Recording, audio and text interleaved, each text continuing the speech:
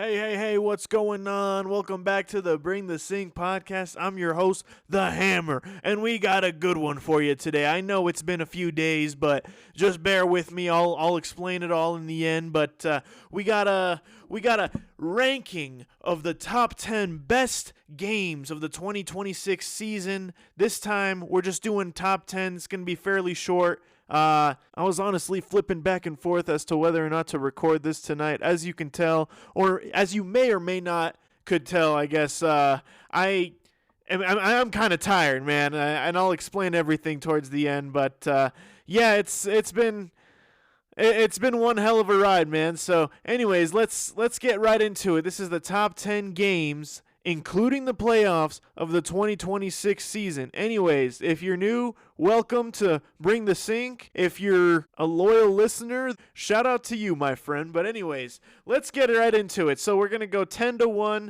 including the playoffs. I know I just did the series of the best games week by week, but this time we're going to pick the best games, and we're going to include the playoffs. Number 10. Without further ado, we got the Green Bay Packers up against the Chicago Bears, but this time it was round 2. They played 3 total times this season. This was week 16. You guys remember the game where it went into overtime. The Bears were down 16-6 with 2 minutes left in the game. They scored, got the onside kick, scored again, forced it into OT, got a clutch stop on defense in OT, and then the Iceman himself, Caleb Williams, just let it fly 50 yards down the field to DJ Moore for the game-winning touchdown. I literally sat in shock in front of my television for about 5 minutes. I could not comprehend what was going on. It was crazy. Anyways, so that one definitely had to make the top 10. I know it's not a playoff game, but this was just an awesome game. It was the last Thursday, or it was the last game on Amazon of the season, and it did not disappoint. Anyways, moving on to number 9. Number 9, we got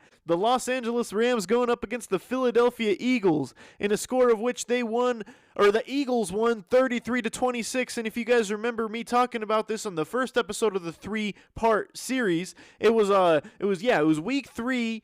And the Eagles were down 28-6, or sorry, not 28-6, 21-6, ended up coming back and taking the lead. And then the Rams kind of stormed back at the end, tried to kick the game-winning field goal, in which it got blocked, and then Jordan Davis ended up making a hell of a play on special teams, returned the ball all the way to the end zone for a touchdown, making this game a lot more inexplicable in terms of the scoreboard. But as we all know, if you watch this game, then you know exactly what I'm talking about, because this was such an awesome game, man. This was pure domination from the Rams for the first, I want to say, 2.5 quarters, and then the Eagles continued their dominance for the first few weeks of the season, stormed back, and they looked unbeatable up until that point, man. It was crazy, and they had Lincoln Financial Field shaken, man. It was an earthquake once they saw Jordan Davis running that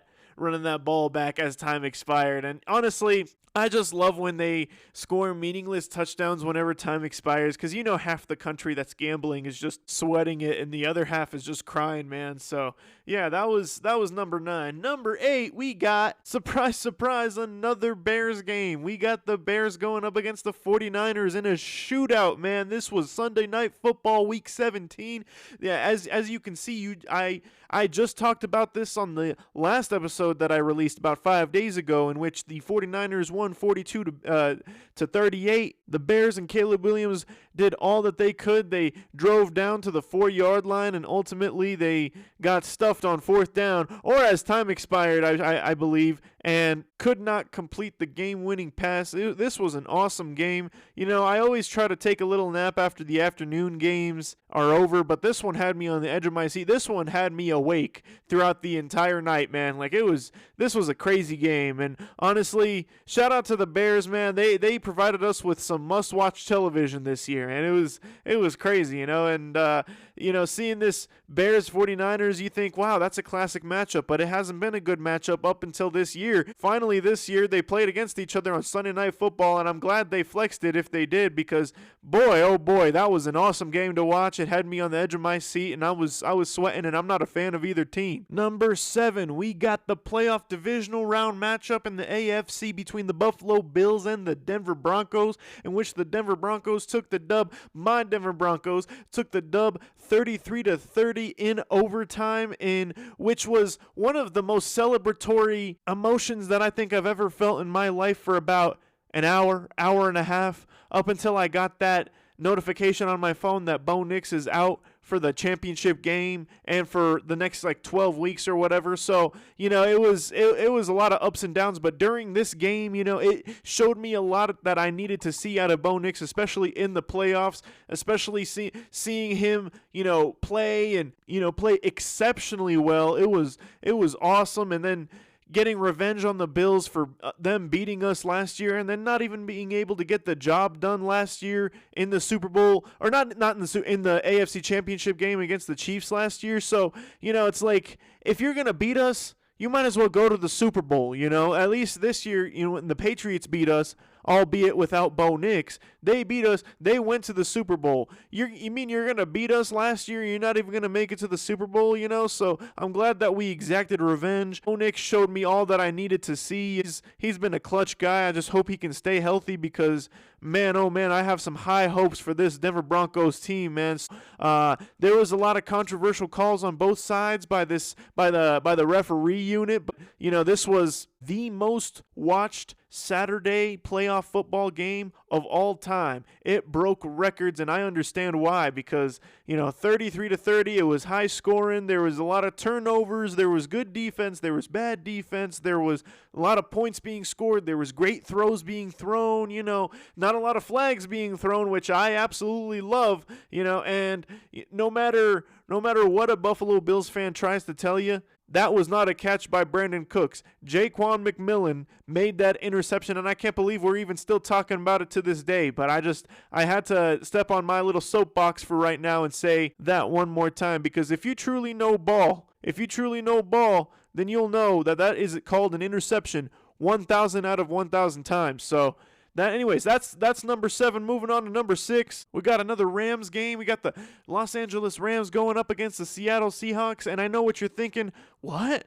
That was one of the best games of the year. Hold your horses. I'm talking about the NFC Championship game, in which the Seahawks advanced to the Super Bowl 31-27, and giving us a much needed good football game to watch after watching a 7-10 clunker by Jarrett Stidham and Drake May, in which neither team could really score or move the ball or put up points or anything. And there was a blizzard in the second half, but it wasn't even good football being played in that blizzard, So it was just a very forgettable AFC Championship game. But man, this NFC Championship game, this was one of the best NFC Championship games in recent memory. And I think anytime the NFC West is involved, they always have great NFC Championship games. And the one that I'm thinking about specifically is back in 2013, when the 49ers went into Seattle, and that when we got that game-winning tipped pass that turned into an interception by Richard Sherman in the back of the end zone, in which he just went ballistic after the fact. When the game ended, he's like, "Well, I'm the best corner of the game. When you try me like a slot receiver like Crabtree, that's the result you gonna get. Don't you ever play me with the best?" It was that was crazy, man. And oh man, I told myself I was tired. I'm not tired. This is awesome. I'm on a roll now. Anyways, so that was, anytime the NFC West is involved, it's always a good matchup. And we had a classic Stafford match, and a classic Stafford showing, and then we had Jackson Smith and Jigma putting up 115 yards on 7 catches and a touchdown. It's just this was an awesome game, and the teams, I felt like made stops when they needed to. There were some special teams blunders, but for the most part, this was a very, very entertaining game and a much, much needed game to watch after, like I said, that AFC Championship game. So moving on to number 5, we got the Bills going up against the Bengals, in which the Bills won 39-34. My goodness, what a match this was, because there was snow going on, and like I said before, snow is that football weather, man. So I expect some watchable football to be played, not like that AFC Championship game that I'm still obviously salty about. When there is snow on the ground and there's good football being played, it's like, oh man, this is must-watch television, man. So I went over this game last week's episode, because this was week 14. Just little short recap if you missed that episode. Bengals were up 28-18 in the fourth quarter, and then the Bills just went on a run. They scored 21 unanswered points until the Bengals finally came back and scored 6 points, missing on the 2-point conversion, and ended up being 39-34. Man, this was anytime you have a combined point total of 70 points and it's not 70-20, like the Miami Dolphins-Broncos game that I'm not even sure I'm bringing up right now. I'm not even sure why I'm bringing it up right now. But, yeah, it's just like anytime you get 70 combined points and it's like a fairly even game, it's like, man, you already know that this is for the books, man. Thank God for football whenever you watch something like that. It's that was waking up, because that was the early slate. So waking up for that game, it was like, thank God I woke up for this, man. This was this was an awesome game. Number 4, we got my Denver Broncos beating the Giants 33-32 in one of the craziest, wackiest, most miraculous comebacks that I have ever witnessed as a football fan, man. That was absolutely absurd. It was crazy. You should have seen the look on Jackson Dart's face after the fact. They said that Brian Dable almost got fired on the plane ride after that game. It was nuts, man, and I understand why. They were up 19-0 in the fourth quarter. They were up 26-8 at one point in the fourth quarter, in which the Broncos just put the pedal to the metal and they just started scoring on literally every single drive, and they put up 33 points in the fourth quarter, the most ever by a team that hasn't scored in the first 3 quarters of a football game. It was record breaking. Like I said in the other episode, I had people talking to me about that game that never watch football, man. So I don't really care that the Giants weren't a good team, but I feel like this loss definitely kind of derailed their season. They were on kind of a roll. They won 2 out of 3. They beat the Chargers. They had a little slip up against the Saints, but they crushed the Eagles on Thursday Night Football. So they were on a roll, man. They came into Denver and they thought it was sweet out here, but sure enough, it wasn't. That fourth quarter definitely wasn't sweet at all. So they got a taste, and we also got a taste of the clutchness from Bo Nix and company. So that was awesome, and I hope for more games to come in the 2026 season. But honestly, I don't know if we'll ever have another season like the 2025-2026 season, because this season was just one of the most magical, one of the best seasons that I think I've ever watched as a football fan in my life. Granted, the ending could have been a little better. Obviously, you want to see teams playing at their best, and I'm obviously talking about that Bo Nix injury, but it could have been better, but at the end of the day, the Chiefs didn't win the Super Bowl, the Eagles didn't win the Super Bowl, the Patriots didn't win the Super Bowl, the 49ers didn't win the Super Bowl, the Steelers didn't win the Super Bowl, so I'm fine with that. It's like, if you already have 4+ Super Bowls already, it's like, I kind of want somebody else to win it for a change, you know what I mean? So maybe once the Broncos win another one, God willing, maybe I'll change my mind on that. But for right now, it's like, if your team has already won 4+ Super Bowls, step aside. Let other people have a chance for once, you know what I mean? So, yeah, anyways, number 3, we had one of the best shootouts of all time on Sunday Night Football. On week 4, we had Packers going into Dallas and facing off with the Dallas Cowboys in a score that remained tied through the end of regulation and then remained tied through the end of the game. Crazy how that works. It was 40-40 at the end of the game. Like I said before, anytime you combine for 70 or more, in this case 80 points, it was awesome. I would have this higher, but the only reason I wouldn't have the only reason I don't have this higher currently is because it ended in a tie. We still want that closure. We're all human beings. We want that closure. We want to see, this isn't soccer. We want to see who wins and who loses, who's better than another. And there was a lot of talk going in this game because of the whole Micah Parsons trade, like shortly before the season even began. So there was a lot of bragging rights on the line. And even though I wasn't a fan of either team, just watching these teams going at it and like scoring points left and right, it was crazy. I was talking to my girl on the phone and I was describing everything that was going on, and I kind of felt like I was Al Michaels myself or Mike Tirico myself. I felt like my tongue just did not stop moving. I just kept talking and talking and talking. It was like, wow, another great play. Wow, another great play. Wow. It's like this was awesome. This was like being like ADHD encapsulated into a football game. It was truly something else. Definitely one of my favorite games to watch from this season. And now, number 2, we're getting close. We're getting to the end. Number 2, best game of the 2025-2026 NFL season. We got the Bills besting the Ravens in the divisional round rematch on week 1, in which the Bills won 41-40 in one of the craziest comebacks that I think I've ever seen. Not to mention it was Sunday Night Football. We had Derrick Henry going off. We had Lamar Jackson going off. We had Josh Allen doing his thing. It's like, what else could you want from a football game? This was awesome. It's like the Ravens scored 40 points in just 25 minutes. It was looking like the Ravens were going to get back on track and they might take the crown this year, and they might actually be Super Bowl contenders for once and not pretenders. And sure enough, with about 5 minutes left in the ball game, the Bills were down 40-25, and then Josh Allen just started doing his thing, man. There wasn't even an onside kick recovery or anything. He did his thing. They scored, got a 2-point conversion. They got the 2-point conversion. It was 40-33. They kicked it off. They got Derrick Henry to fumble the football in a rare mistake. I feel like we before this season started, we rarely ever saw Derrick Henry fumble like that, but he was kind of going through the yips with fumbles this year, and that was kind of the catalyst at the beginning. He kind of lost them that game. They recovered the fumble. They scored. They could not get the 2-point conversion. They missed the 2-point conversion. But then they ended up getting the ball back again, and then Matt Prater ended up coming back in.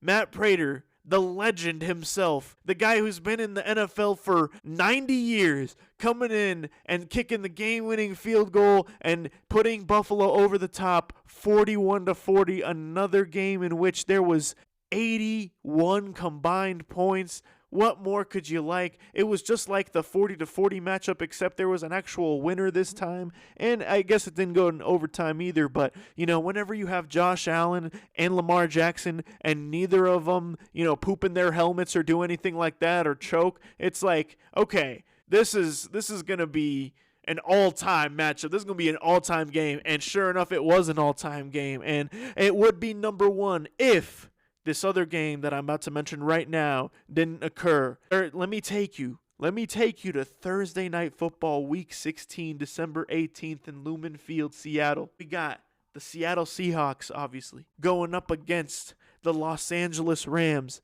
in which the Rams were looking like they were going to run away with it for the NFC title and the NFC West title, and Matt Stafford was going to be the runaway MVP. Sure enough, he ended up winning the MVP, as he should, but it was definitely a lot sweatier for him in the end. It wasn't all cruise control. It wasn't all flowers and roses and chocolates for him. Anyways, let me take you to Thursday Night Football. Probably, I want to say honestly, the best Thursday Night Football game that I think I've ever watched in my entire life. I truly can't think of another Thursday Night Football game that could top this, in which the Seahawks beat the Rams 38-37 in overtime. The first game ever that we have seen in our lifetimes, and probably almost anybody's lifetime going forward, God willing, in which we see a team who scores a touchdown in overtime lose the football game. You know, it doesn't happen too many times, but when it happens, especially when they score first, they scored a touchdown first, they kicked the extra point. Sure enough, the Seattle Seahawks got the ball back, scored the touchdown of their own, and then Sam Darnold went to work on that 2-point conversion, converting it to his tight end for the touchdown, for the victory, for the NFC West title, bragging rights, and all of the above. You know, it was amazing. We had a punt return for a touchdown from Rashid Shaheed. We had one of the craziest 2-point conversions that I think I've ever seen in regulation, in which I thought it was an incomplete pass. Everybody went back to eating their wings and, you know, filling up their sodas again. And, you know, we look up and it says, under review. What do you mean under review? What was there to review? It was an incomplete pass. We saw the ball hit the ground. No. Apparently, the ball was parallel or went backward, which means it was a backward pass, which means Kenneth Walker, who picked that up in the end zone, actually picked up a 2-point converting play. I just couldn't believe what I was seeing. If you had described this game to somebody who didn't watch, he would have thought you were on crack. You were crazy. That this game didn't happen. You know, you couldn't even script something like this. But my goodness, man, this was absolutely absurd. This was awesome. I was watching this game out with my boys, with my cousins. You know, I rarely ever go out to watch games. I like to soak it all in. I like to watch games by myself, or, you know, maybe with a couple of people here and there, my dad, you know, but for the most part, I like kind of soaking it all in. But for me to experience this in a social setting and everybody was yelling and screaming and cheering, it was, I still get goosebumps just thinking about it to this day, you know. So honestly, that was a clear-cut number one. There was no question which game I was going to pick for number one this year, and I think everybody who's listening to this right now already knew which game I was going to pick for number one. Anyways, so that's my top 10 list. Let me talk to you about the future state of the pod, at least for the next 3 or 4 weeks. As you may or may not know, I am observing the month of Ramadan. I am fasting, and basically, if you're not familiar, it means that I have to abstain from food and water and any hydration or nutrition from sunrise to sunset every single day for 30 days. And I also work a full-time job too. So doing all of the above, it kind of has me a little cooked, man. I'm not gonna lie. You know, it's the lack of nutrition, the lack of hydration. Like, I understand why we do it, and I love it, and I love the effects, and I love, you know, the spiritualness behind it and everything like that. But I will say I am very tired. So forgive me if I do not upload as consistently as I once was, especially in this part of the season where there's literally nothing going on besides the NFL Combine. But, like, that's not really the sexiest topic to really talk about. Like, who are these guys? Nobody really knows these guys. I'm not much of a college football guy. I'm an NFL guy through and through, you know. You can show me how fast you run 40 yards, but show me what you can do on the actual football field when the games are playing, you know what I mean? Like, when training camp is happening, when all of that's going on, that's great. You know, you're scoring touchdowns, you're making one-handed catches. Woohoo.